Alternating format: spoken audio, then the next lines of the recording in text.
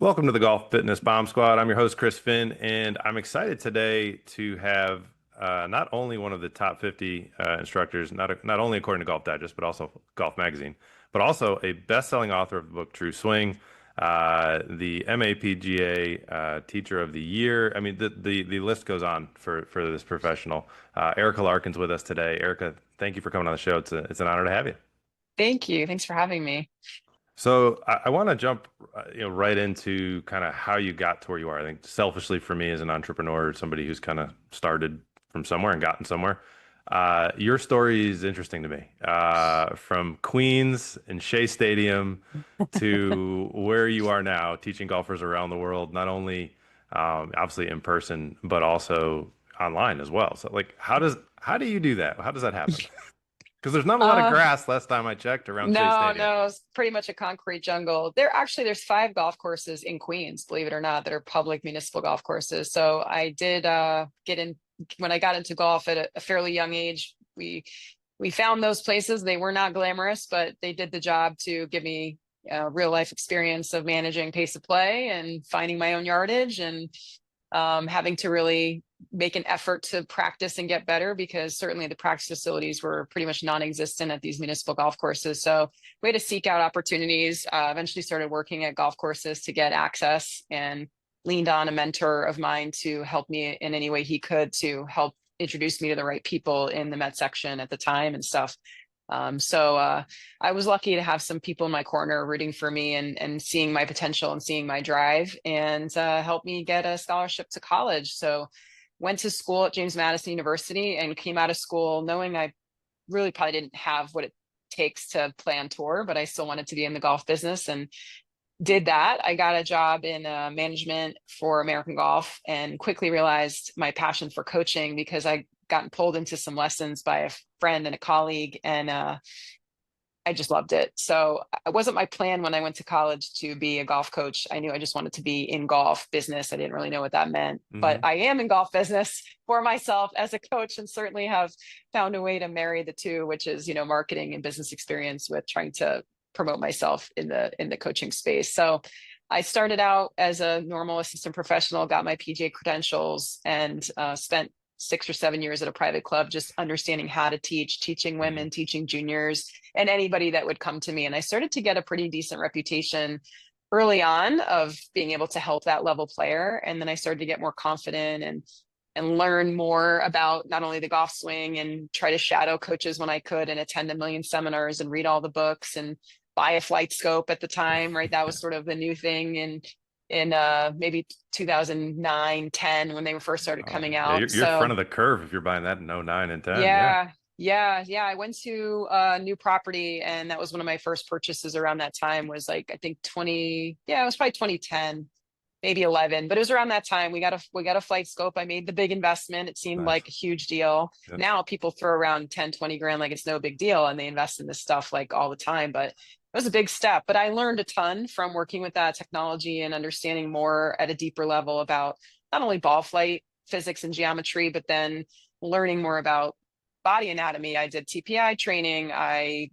learned about 3D motion with Jacobs 3D. I learned a lot of different things to try to put together my own core principles of what I was teaching every day on a daily basis, how I was communicating to my students, and always went back to this old school principles of swing the club head, swing the weight of the club, swing it like a pendulum. That was always in the back of my mind as a player and ultimately as a coach, because that's really where my roots were when I was Hmm. learning the game. So it's funny how like all the new stuff and the old stuff came together for me and came together blended with perspective of I'm in this modern era, but I also have these old school ideas that I really love. So that's where a true swing was born. I started putting my ideas down on paper, outlining what I thought could be a book at some point, and it took me a few years to get it to where it made sense and I really felt confident in it, and I was validating it in my lessons and and Yeah, in my sure. classes and really putting my curriculums to the test to know that I put this piece of work out into the world and I really write this down for everybody to read, that it's going to be a benchmark for me for hopefully a long time. So I put it together and I felt great about it. I started making content, and that's probably where the world started to more get to know me, because Yeah. I was recognized in my section, which at the time is, Mid-Atlantic section. I'm still here, but I wasn't in New York anymore. So, in Virginia, Maryland, DC, we have great professionals, but I started to get recognized for the work I was doing, and the fact that I had published this book, and um, some student accolades were stacking up with juniors I was working with and college bound players. So it just started to come together to where I began to be recognized by media outlets, and social media started to grow. And I really leaned into Instagram big time and made really creative golf tips. Before reels were a thing, I was, Yeah. putting copyright free music to my videos and dancing around and trying to make it fun and edutainment style training tips. So I guess that's as quick as I can tell you my story, but I definitely worked really hard to learn as much as I could, and then tried to then tell the world. And that second part is really where, I've seen my career truly grow and reach more students globally, Yeah. honestly, through social media, and the relationships that I've built with vendors and media outlets and people like Performance Golf, and, you know, now building my own brand, True Swing, with hopefully certifying, more and more coaches as we go forward to do what I'm doing and scale it even more. Yeah, I mean that's such a awesome story. And it's funny you mentioned flights. I remember I think we bought our first one in like 2014, 2015. We bought the X2 or whatever when it was like Yep. $15,000, and then Yep. we were getting like we were getting new stuff, and we found Hmm. one in the back room. I was like, I don't know how much I can get for it. It was like $1,000, and I was like, oh well, No, I I know. guess it's not very valuable I anymore. actually still have mine, and it still works, and it's in Yeah. that big suitcase. Oh yeah, it's And I huge. was using it like at home for a while, just as, because I wasn't dragging it to work. I have TrackMan here at work now. And Yeah. so I don't need it per se, but every once in a while I would bring it with me if I needed a machine on the road. And I Hmm. remember thinking like, this thing is just so huge and so heavy compared to the new ones and the little ones that exist. Yeah. So yeah, it's a dinosaur, but honestly, it just still works and it's still good. Yeah, it really does. But I think Yeah. what the big thing that resonates with me, one of the big things at Par for Success, all the data and the research and trying to validate all the kind of, you mentioned kind of the old school thoughts, and Mhm. they exist obviously in instruction and also in the fitness side. What did you find as you started testing, and actually getting data and validating it with obviously your students have had great success. Yeah. What were Um, some of the things you started to see? So, I talk a lot about trying to reduce manipulation in your swing and let Hmm. everything be more free flowing. And a lot of amateur golfers need that. They need to reduce tension. They need to move their body more efficiently and honestly free up. People Yeah. get locked in, or they are too muscly and trying Hmm. too hard. So there's this like happy medium. There's a neutrality that we're searching for to be balanced, balanced in the way we move our body, balanced in the way the club moves around us, balanced hopefully in our headspace. And so finding that happy medium with people is the goal. And I try to talk about that place via reducing manipulation or finding the source of manipulation. I teach what I would say is a free wristed swing. So if the body swings the arms, the wrists just react. Hmm. And when I worked with Jacobs 3D years ago and tried to talk through my idea of what I felt like was happening in the golf swing I was trying to teach, what really the translation was in terms of the physics and how we tested it was there's natural rotational momentum that's going to happen when you have a free wrist joint. And so Hmm. as the body turns back with some degree of momentum, and then obviously we reach a point of deceleration, the energy, transfers to Hmm. the golf club. So there's an angular response is the proper term for like the inertia carrying and continuing to transfer to the golf club moving back behind you to load. So I think that's automatic. I don't think you have to create and manufacture that position. I am a big fan of letting the wrist play out naturally in the swing. And that speaks to my whole philosophy about not manipulating, not over controlling the club. So if we have good setup alignments, if our geometry at setup makes sense, if our grip geometry makes sense, we should be able to move and pivot our body back and forth. And this is just happening. It's automatic. We're passively active with our wrists and hands here. And then once again, the mystery of a lot of golfers is to have this free release. But I think Hmm. if the other stuff happens before you have those foundational elements, the holy grail is a free release Right. so that we're not steering it around the golf course all the time. And we have a consistent low point and it feels effortless. That's the goal. That's what I'm trying to move people to build trust in their good setups, release a sense of over controlling the club in their Hmm. swing, let it flow around them.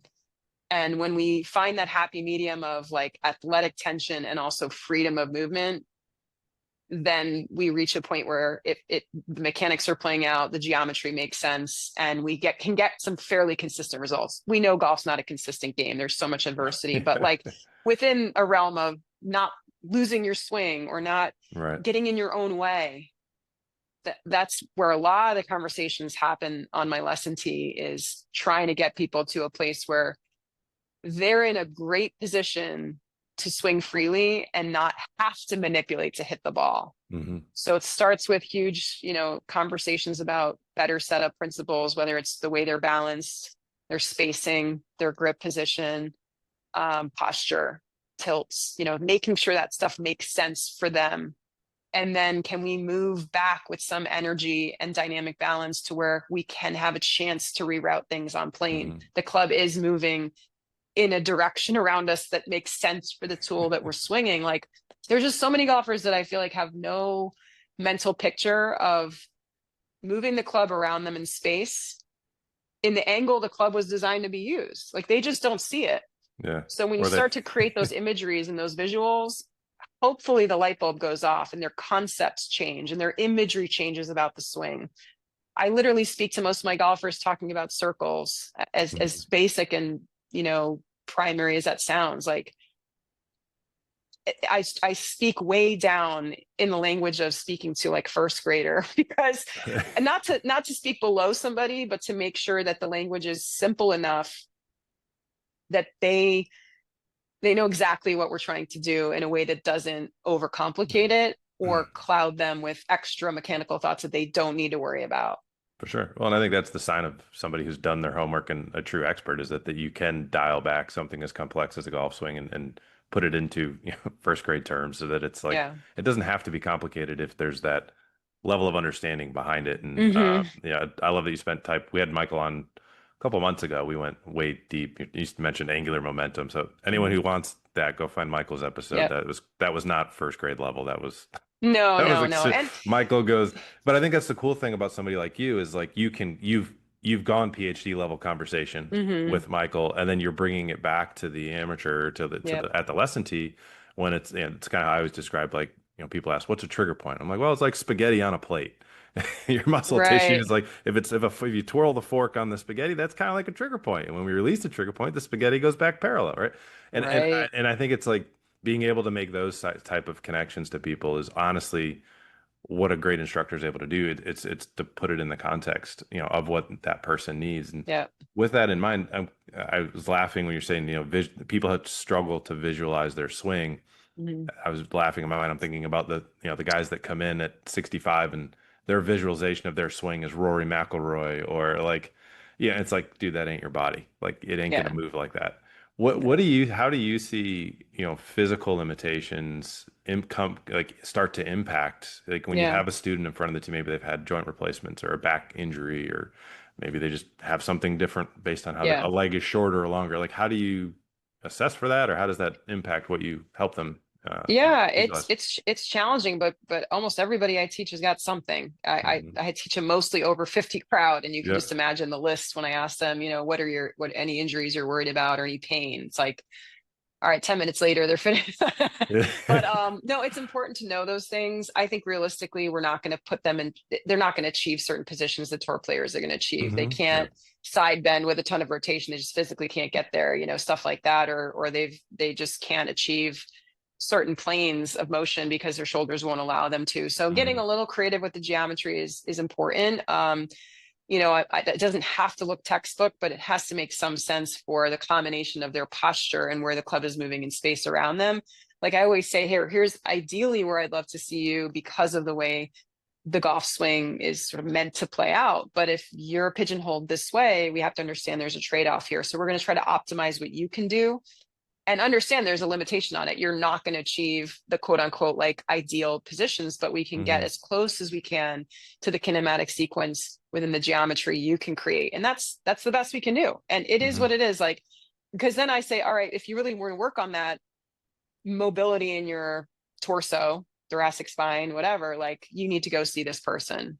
Hmm. It's not at that point I can recognize it, and I just I'm smart enough to stay in my lane and give them some helpful understanding and information about why they have a limitation and what it's doing to affect their mechanics.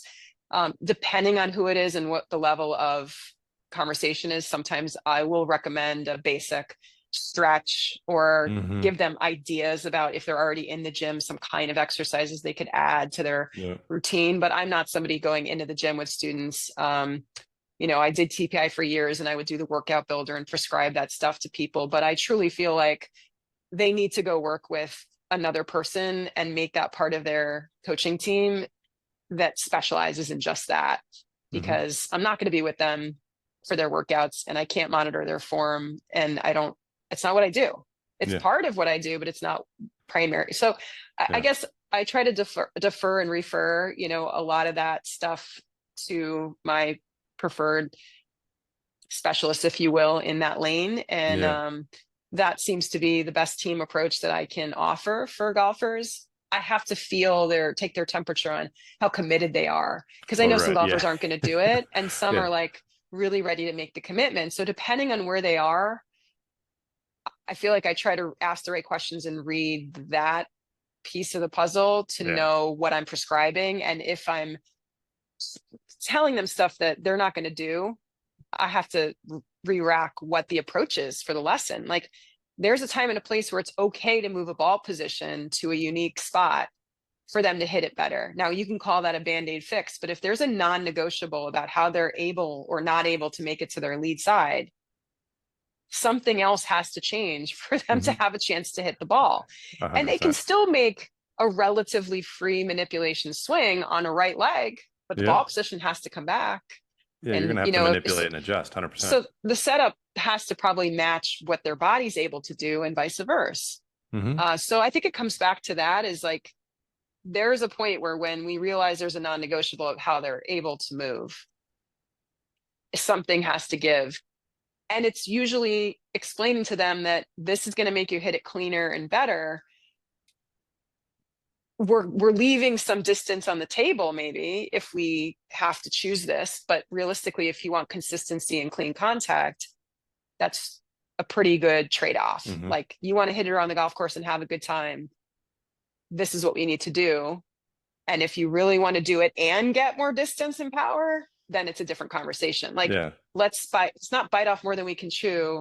Let's see if you can be successful here, build your confidence, build your consistency. And then if you want to ante up and get the trifecta of also including power and Yeah. Yeah. distance, then there needs to be major changes of For how sure. you're doing this stuff. And most people aren't able and willing to do it. Yeah. That's I love reality, that. Yeah. Yeah. because they're Yeah. The they're reality 25 is, handicaps and they're 65, yeah. 70 years old. They're not going Yeah. to do that. Yeah. They Yep. want to The average golfer I teach truly just wants to have more fun on the golf course and lower their scores by 5, maybe 10 strokes. Hmm. As a 95 golfer, they want to be 90, or they Yeah. want to be 85. Yeah. That makes their day. For some, it's even higher. They just want to break 100. Like, that's Yeah. the golfer I'm teaching. So I'm speaking to them with this um, uh, sense of real expectations, and not giving false hope, but also motivating them to do the work to at least achieve more joy when they play, a little more distance, better feeling golf swing, more clean contact more often. That's the realistic expectations for the average golfer that I'm coaching. For sure. Well, and I think regardless of the level of the golfer you're coaching, that first kind of bifurcating question of, are you going to put more time into this, or are you just looking to play twice a week, right? And if, Right. yeah, and I mean, we have that conversation all the time. Somebody will come in and it's, their hip rotates 10 degrees and full is 45. And you're like, well, do you want to work on this? And they're like, no. It's like, cool. Well, let's call your golf pro up. They are Mhm. not going to get to their lead side. You're going to have to make adjustments. Their back's probably going to get hurt.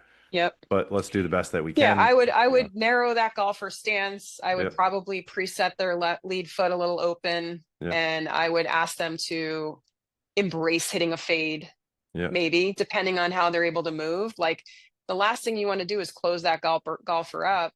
Then they really can't. They're going to do is hit low hooks. Now maybe Yep. they want, maybe they like to see the ball run out, but playability wise, that's the other part is people come in and they just have this sense of, well, I just want to draw the ball. I'm so tired of seeing the ball go right. It's a pretty big re-rack to really change swing planes if it's long-term golfer that swung Hmm. that way. It's not impossible, but like anything, it takes work. And what's the gain? Are we really going to gain yardage, especially if they have lack of mobility turning through Right. the ball? So would we rather get them through the ball and at least hitting down and through the ball in a way that they physically can and be okay with hitting a fade? So I got to sort of talk people into owning like you can hit a really good fade. It's okay. You don't Yeah. have to hit a draw, you know? Yeah. Yep. And maybe we try to hit some hooks as an exaggeration just so they can feel something different. But like reality is, again, they're probably not re-racking their ball flight to the other extreme. For sure. That would take a lot of work. Most people aren't doing that, but Well, we yes. can minimize the damage and we can find again neutrality. Let's curve the ball left to right 5 to 10 yards instead of 20 yards or Yeah. more, you know. Yeah. Well, I think one of the things I love about your content and just in the true swing, just that, approach is it's about finding the swing for that person and whatever that person's body can do. And, we predominantly 50 plus is the group that we see a lot of because their bodies are breaking down. And like when you look at the four main rotational centers, 93% of them, we've got a database now of over 15,000 and like literally less than one out of every 10 person will pass all of them. Yep. So like, Yep. you see that too. I mean, they're not going to rotate perfectly. And if they're not willing to put in tons of effort to fix that, and I mean, it honestly doesn't take that much, 15 minutes a day, but some people aren't even willing to do Yep. that, right? And so in that case, yeah, I mean, I think having an instructor like yourself or your team that are able to make those adjustments and have those kind of real conversations of like, hey, if the goal is to go from 95 to 90 and that is like amazing for you, well then, here's the options in the past that we can make. And I think one of the posts that I saw recently that you did that I really loved was you were talking a lot about just instantly just like cleaning up mishits. And that's obviously going to be something that people at all levels deal with. But Mhm. and related to like the pendulum swing sequence and like how do you approach all of that and helping people really kind of just make cleaner contact? What's Yeah. people are Well, looking I mean, for a quick help at a guide, I basic guess. level, yeah, I think I just posted a YouTube video about what I call pivot divot. I mean, hitting punch shots, understanding how to hit long pitches and chip shots where you really are practicing impact and understanding that when we swing our pendulum, there's going to be a bottom to it, and we want to align the bottom of the swing in front of the golf ball position. So we do that through where our body is in space and where the ball position is. So by doing that at a half swing level and taking away a variable of having to time the weight shift and just really living on your lead side and learning to let the pendulum brush the ground and matching up the ball position to where you can be successful, you will instantly hit some cleaner shots. Then the goal is to grow that to something that is longer, that has a little more energy, inviting the lower body to start to get a little bit more active, but finding our way back to impact. So we basically set a single pendulum motion first and really understand what it takes to hit a solid shot with single pendulum and then make it a bigger double pendulum model with more energy. So this is about scaling energy and building the pendulum from small to big is kind of how all of our camps work. And truly, when I get a newer golfer, that's how I would coach them. And if I have a golfer that's played forever, but they need to go back to basic fundamentals because they're so lost and they're so off balance and off plane, it's like, all right, let's start from here. Can you do this for me? All right, let's master this first, and then we'll build back. That gives people a lot of confidence, and it's like baby steps, and they feel they're building something instead of it's not like you can talk about somebody, we're going to make a swing change, or you can kind of phrase it in a way where we're building your fundamentals back. Yeah. And so it's just like changing how you say it and how you present the information. If I call it a drill, it doesn't seem like a swing change, but they're implementing things that hopefully will translate into their swing ultimately. So Yeah. people get scared when they're like, oh, I have to change my swing. Yes, of course we want to, we do want to change your swing. That's You why do the you're same here. thing. That's why you're here. Yeah. So we want a swing change, but change does sound scary, and it also locks people up. So if we can find drills that create the right movement patterns, the right geometry at impact, we have a chance. Then we can build on that and add pieces in, add energy, add length into that. That's the general approach. And the reason why I feel like what I teach is fairly universal, is I work off what I call the 5 principles, which is tempo. I mean, no matter which way in the world you're swinging the golf club, everybody can benefit from smooth, even tempo. Yep. The best players in the world prove that. I love Tour Tempo. I use that as a tool in an app all the time. So you go down the rabbit hole there. And a lot of people are out of whack. As soon as they work on that, a lot of things fall into place that were out of place.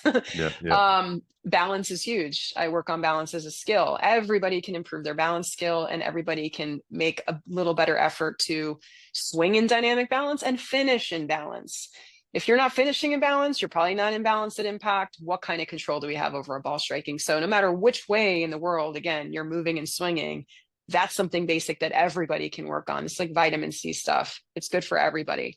Yeah. Flow is kinematic sequence. It's step, swing for full swing, right? And just getting that sense of what moves first and second. How do we create flow and sequence in our swing? Most people that are struggling with over the top, they don't have that sequence. So if we can just get them feeling the dance of the steps, right? It helps a lot. Basic concepts. Freedom, taking tension out, swinging sensation, surrendering to the swinging sensation and not hitting at the ball.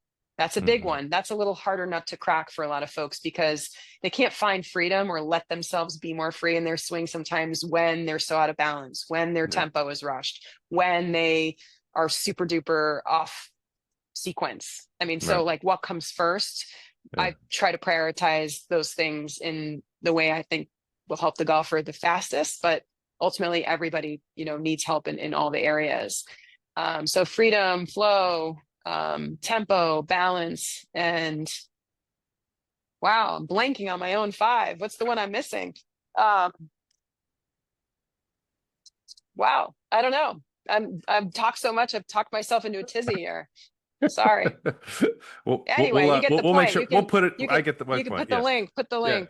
Well, I think on that note, I know you put a ton of content Oh, out. energy. I missed it. Okay. Energy. Sorry. I'm Yeah. like, what the heck? Energy. Just to rewind 1 second. Energy is the idea that like when we move athletically, for any sport, we have different amounts of energy we use. Like, do I want to hit it soft or do I want to hit it hard is probably the bad word, but like, what am I trying to do? But a lot of times people don't match, their technique represents an energy level that doesn't match what they're trying to do. For example, in chipping, and short game is a big one. A lot of times we see way too much energy in the wrong place. So like understanding how to scale energy for the shot you're trying to hit is important. So when we start to say small pendulum swing, medium or big, I know that sounds super basic, but a lot of times people put big energy moves into small pendulum swings. And then they use frozen techniques of their body that you would use in small energy swings when they're trying to make a big turn. Like it doesn't match. So it has to, your energy level of what you're trying to do needs to match. If you want to hit it far, we need more energy. Yeah. Especially I'll say ladies tend to like get frozen because they've been told to stay more still, in their swing and so forth like that. So. Yeah. Well, yeah. I mean, an energy mismatch will not drive good results, that's for sure. Yeah, exactly. But I know you're short on time, and I just can't thank you enough for coming in and kind of sitting down with me for a chat today on the podcast. For everyone that wants to connect with you, follow, I know you have tons of events that are coming. You're on social. And if you got a minute, I mean, I'd love to hear, just share with people kind of what those events are. And as I'd love to do a little bit of research before I have people on, and they look awesome. No, definitely. Thank you so much. I feel like an amateur, but I have to plug my phone in or we're going to lose it. It's just one of those days. You're not the first one. We're All a couple right, there hundred we go. episodes in. You're not the first. Oh my God. Sorry about that. Okay. So You can find me on trueswing.com, and all the information about events that we do, which are multi-day retreats, also single day or 2-day private lesson experiences, even just 1 hour private lesson experiences. All the in-person experiences that we offer with myself and also our team of True Swing coaches are listed on our website. There's also links to our virtual world, which is being hosted by Golf Live. Golf Live is a newer platform, and they have an incredible FaceTime Zoom like experience where we can do in session captures of you practicing playback, analyze right within the actual Zoom experience. So it's really cool.